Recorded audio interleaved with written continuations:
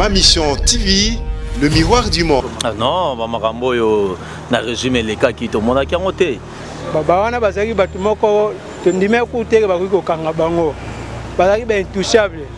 Bon, ils n'ont qu'à bien se comporter, hein, que ça leur serve d'exemple. Sinon, eux aussi vont passer à la trappe. Hein, ils vont passer à la trappe aussi. Mais franchement, bah, ça la jeter état des droits, ils ont facilité. Hein. Tant aux autres état des droits, et que côté la biso, tina ba quartier, tina ba veni. Ma mission TV, le miroir du monde.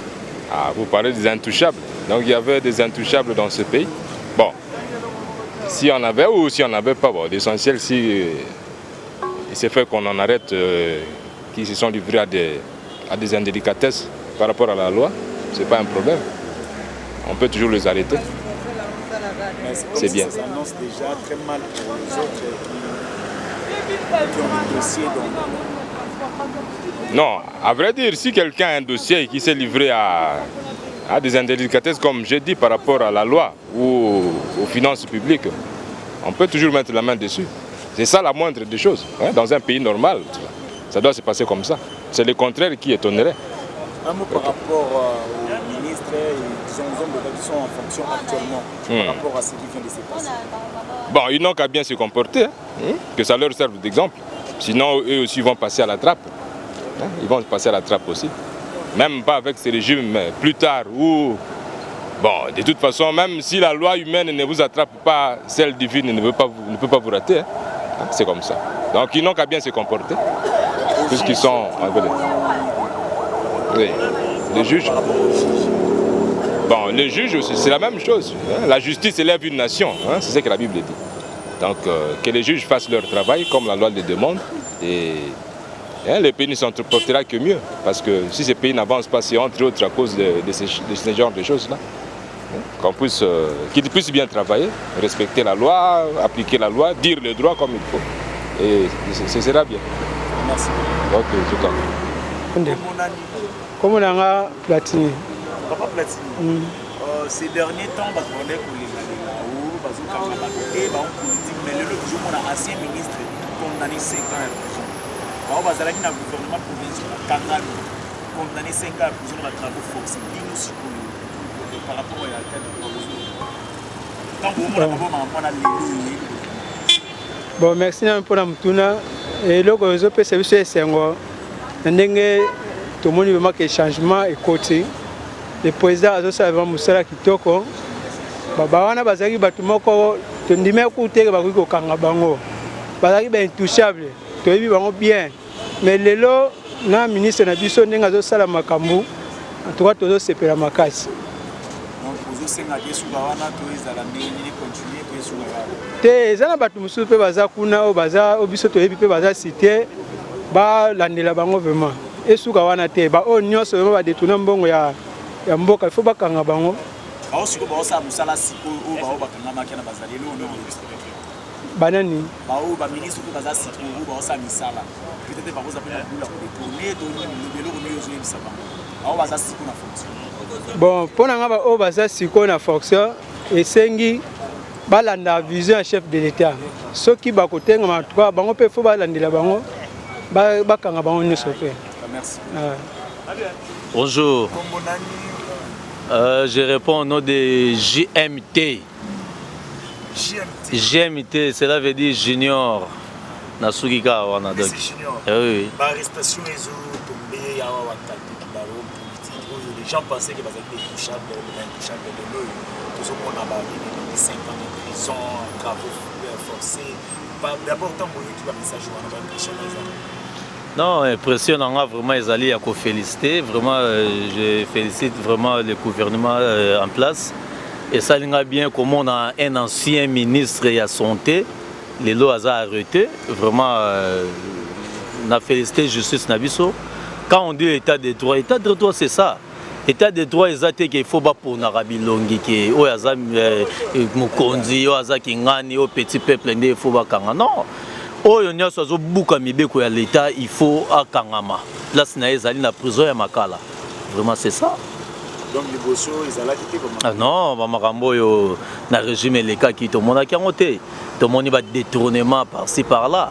mais les autres ont qui au sali vraiment arrêté dans ce territoire notamment donc l'équipe déjà plus de 10 personnes. Vraiment félicitations ceux qui vraiment zaboué vraiment ils ont malam. Mais franchement bah tu vois ça la jeter état des droits ils ont facilité hein. Tant aux autres état des droits et que côté la biso tina ba quartier tina ba avenue tina ba parcelle aux vanda. Donc bon on va voir ba mesure malam pour mboka tambola rande boy. Mboka soit déjà besoin de justice moi ils sont très fort. Ils ont l'écolo donc ils ont déjà bien pour nabiso ba petit peuple. Même la population bandé ko banga ndo lo ba droit ngo zaka ya maloba ba bazoka na bangote bona bazali na petite la population ana oe ça ba non et là on a eu sa population tout longola ko banga.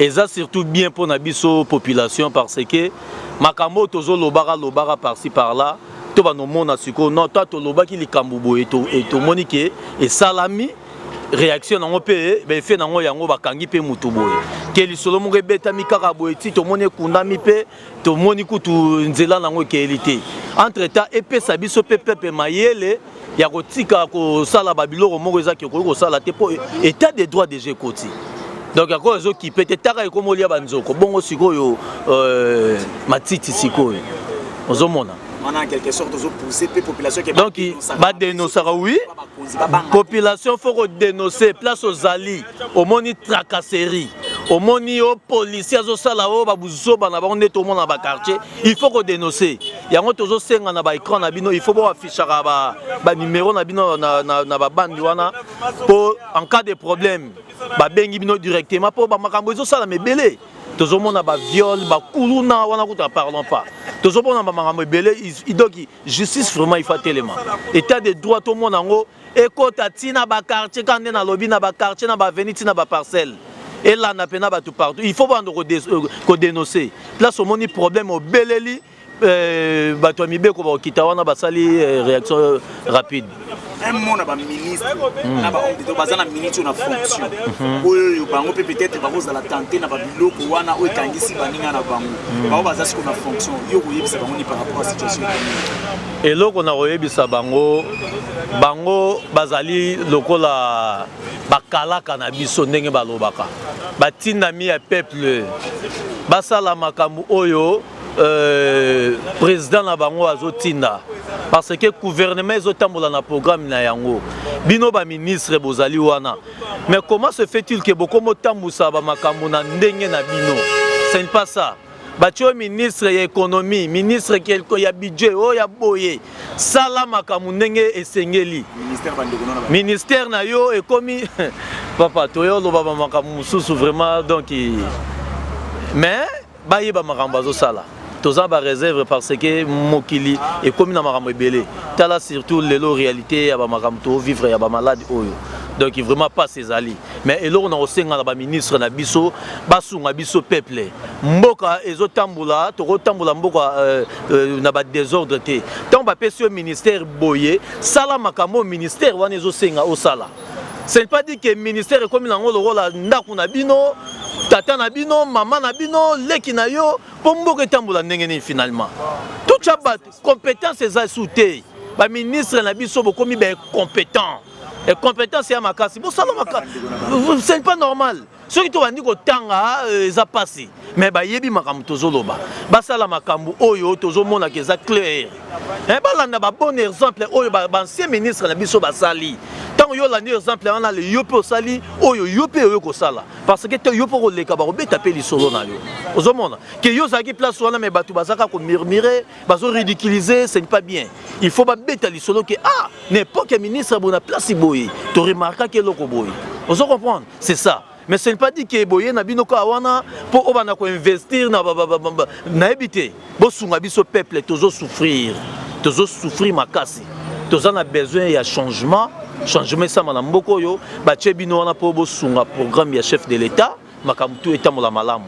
Ceux qui bossa makambo ya malamu prochainement ceux qui ba ministre boye place boye to ko sepela.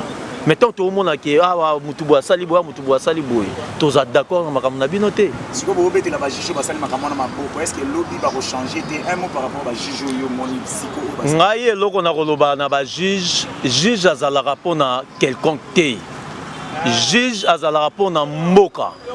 Vous comprenez mon frère? Juge azali wana pona kotosa mibeko oyo ya mboka. Vous comprenez? Mais ce n'est pas dit que oh juge wana baza ya régime intel, juge wana baza ya mutu songolo parala. Non. Biso tozo féliciter parce que mboka etambola rande boye. Mboka toza na constitution, toza na mibeko, toza na juge, bozo tosa oyo nyonso ezali na kati ya constitution. Mboka etambola rabongo. Ce n'est pas dit que toyeba ke oyo juge ya kingani, oyo ministre ya kingani, OK. C'est pas bien. Ngai ça fait honte ya tala ke oyo ba ministre ya FCC. Oh, ba ministre ya cash, mon frère, ce n'est pas bien. Ba ministre bazalaka ya mboka. Wapi ba ministre ya mboka biso yeyo. Ce n'est pas dit que ba ministre ki ngani ba bongo siko ya peuple siko wapi bango. Tant au président lobi ke biso tozawana pour na peuple. Yé moko président de la République a lobi ke tozali basali ya peuple. Donc faut sala, faut bazala ya peuple. Donc bazala na intérêt ya bato musuté bazala ba juge ya peuple. Ce qui vraiment ndenge tout le monde a mon frère. Dans une année 2 ans c'est que tout le monde a makambo belé ya malamu. Vraiment naza ko féliciter bango place bazali nzambe ya pambola bango sunga bango makasi apesa bango ebelé oyo bazozanga. Merci beaucoup. OK, merci à vous aussi. Ma mission TV, le miroir du monde.